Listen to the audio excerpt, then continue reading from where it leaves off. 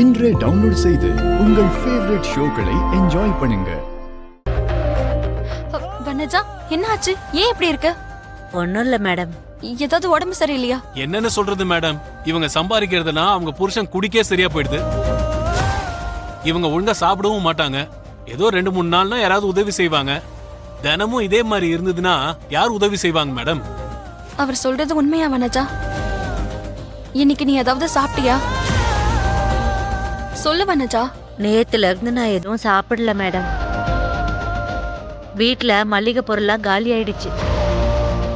வாங்க சுத்தமா கையில காசு இல்ல.